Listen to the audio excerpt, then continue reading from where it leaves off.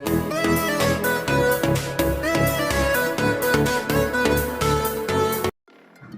மக்களே, எப்படி இருக்கீங்க? நல்லா இருக்கீங்களா? இன்றைக்கி நம்ம வீடியோவில் பார்க்க போகிறது நம்ம சேலமில் ஓப்பன் ஆகிருக்கிற டிஎன்சி மாலை பற்றி தான் நம்ம பார்க்க போகிறோம். தமிழ்நாட்டிலேயே தேட்டருக்கு இருக்கிற மவுஸ் அதிகம்னா அது நம்ம ஊர் சேலத்தில் மட்டும்தாங்க.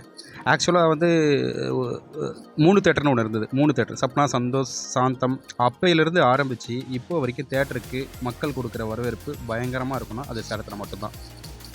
கீதாலயா, ராஜசபரி, கேஎஸ் தேட்ரு, அதை விட்டால் கைலாஷ், பிரகாஷ், பிக் சினிமாஸ்னு வந்தது, கீர்த்தனா, ரமணா, ஹாலிவுட் படத்துக்கு சங்கீத் தேட்டரு, ஹிந்தி படத்துக்கு சூப்பர் கீத் தேட்டரு, இந்த மாதிரி நிறைய தேட்டர்ஸ் வந்துருச்சு, இன்னமும் இருக்குது. அந்த வரிசையில் நாம் இன்னைக்கு பார்க்க போகிற தேட்டர் எதுன்னு கேட்டிங்கன்னா டிஎன்சி மால் தேட்டர். இதுக்குள்ளார நிறைய ஸ்க்ரீன்ஸ் இருக்குது, அதை பற்றி நம்ம இப்போ விளக்கமாக பார்ப்போம்.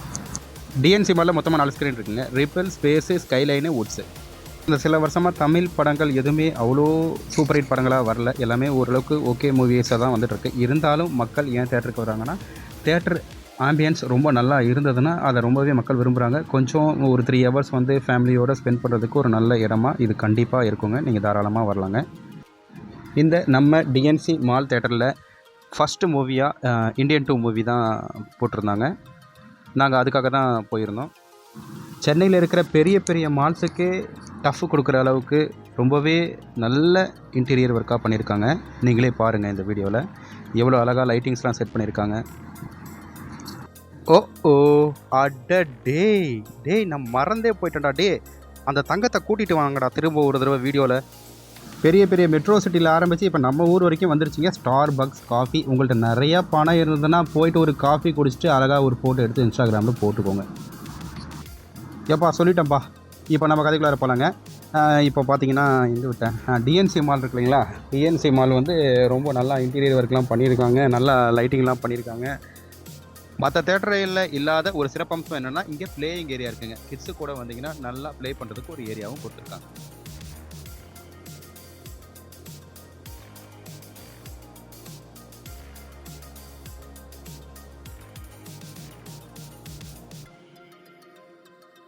வாரம் 5 நாளும் ரொம்ப கஷ்டப்பட்டு உழைக்கிறவங்க, சம்பாதிக்கிறவங்க. அதில் அது அப்படியே சம்பாதிக்கிறதுல சாப்பிட்டு தூங்கி எந்திரிச்சிட்டு அப்படி இல்லாமல் நம்ம கொஞ்சம் என்டர்டெயின்மெண்ட்டும் வச்சுக்கணுங்க. வாழ்க்கையில் கொஞ்சம் சினிமா பார்க்கணும், இல்லை வேறு புது இடங்களுக்கு போய் சுற்றணும், ஊர் சுற்றணும். இந்த மாதிரி நம்மளை பண்ணிட்டா தான் நம்ம மனசும் வந்து ரொம்ப ஆரோக்கியமாக இருக்கும். நம்ம மனசு ஆரோக்கியமாக இருந்தால் தான் நம்ம வாழ்கிறதுக்கே ஒரு இலக்கணமாக இருக்கும் இல்லைங்களா. அதனால் நான் என்ன சொல்கிறேன்னா, இந்த மாதிரி நீங்கள் மூவி வரதெல்லாம் வந்து யார் என்ன சொன்னாலும் கண்டுக்காதீங்க. அப்பப்போ மூவி வந்து பார்த்து கொஞ்சம் மனசு ரிலாக்ஸ் பண்ணிக்கோங்க. அப்புறம் பார்த்தீங்கன்னா வந்துடுச்சுப்பா, இது நம்ம பிரேக்லலாம் வந்து இன்டர்வல் பிரேக்லலாம் வந்து நம்ம வந்து வெளியே வந்து பாப்கார்ன் அந்த மாதிரி ஸ்நாக்ஸ்லாம் வாங்குவோம் இல்லைங்களா. அது மாதிரி அந்த இடம் தாங்க இது. பார்த்துட்டிங்க இல்லையா.